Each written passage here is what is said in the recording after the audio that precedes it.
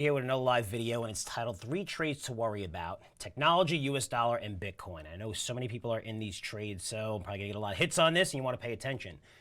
Every week, Bank of America, and a lot of sell-side analysts, people, are against sell-side analysts and analyst estimates, but some of these guys are really good, and Bank of America comes out with an amazing report every week. And I want to share that report with you. It's a survey.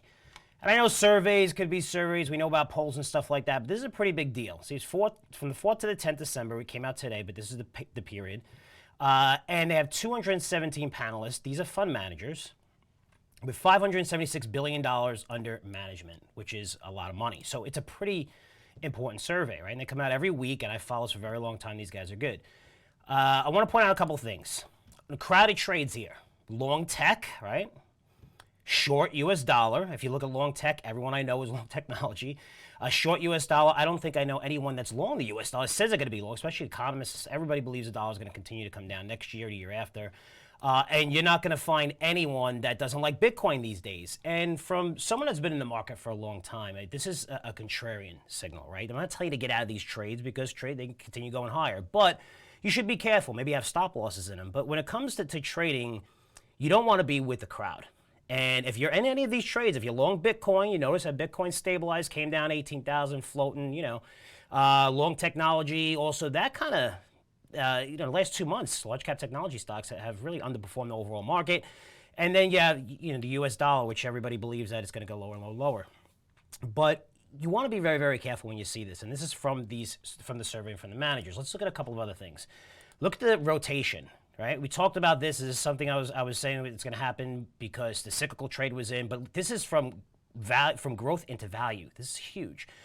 And EM is emerging markets. Pretty big deal, right? Look at the money going to emerging markets as a rotation goes in, and look at the cash. We're going to talk about cash in a minute, but people are starting to rotate out of cash, right? Because we hear there's so much cash on the sidelines. Not anymore, right? Something to think about.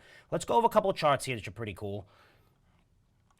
So profit expectations at all-time highs. I think that's a pretty big deal, right? Look where they are, profit expectations. So, basically you're looking at where else could this trend go? It's got to go lower. The expectations have never been this high ever, right? So this is all-time.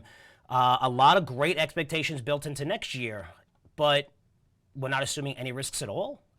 What happens if Democrats win the Georgia runoff? That's going to be a risk, right? We're going to see high attacks across the board, right? In terms of stocks, right? Not politics. So just something to think about. A couple of other things I thought that were interesting here I want to point out is the cash levels. Look at this. December cash levels fell to 4%. This is the gray area, right? So it's right here at 4%.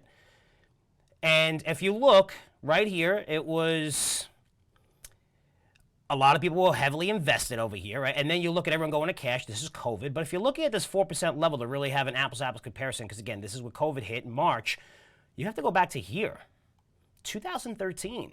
So there's not as much cash as you believe, right? It may be on an amount, there might be a lot. Remember, the market's so much bigger. But as a percentage right here, it fell down to 4%. So that means a lot of people are actually getting into stocks. They're taking that cash out and know, hey, you know what? Interest rates are zero. We see the market going up all the time. It's the best place to make money. Let's buy assets. Let's get out of there. Let's buy stocks. Let's see. One other thing that I wanted to show you is what asset class do you think will outperform in 2021? I think this is pretty interesting that emerging markets is up here. I mean, we have S&P 500, we have Bitcoin a little bit down here, but emerging markets where, I've been told to buy emerging markets for 15 years, and it's probably the worst trade in history because the U.S. has been booming, especially since the credit crisis, at least, to be fair. I don't know if I'm going all in emerging markets. I know they're outperforming now. They're doing very, very well. But the fact that all these managers, and these are influential managers managing hundreds of billions of dollars, are looking at emerging markets, it's kind of telling. So for me, when I look at these reports real quick, it allows me to spot trends before they happen. It allows me to see where the money's going, where it's flowing to. And this helps me a lot when I dial down, because this is called a macro perspective, top-down approach. But then I go up to bottoms up and I look at what companies are going to benefit from this. And that's how really I find a lot of my stock picks. So just something I wanted to educate you on. Let me know what you thought. FrankCurzioResearch.com. As always, I'll put back to you guys soon. Take care.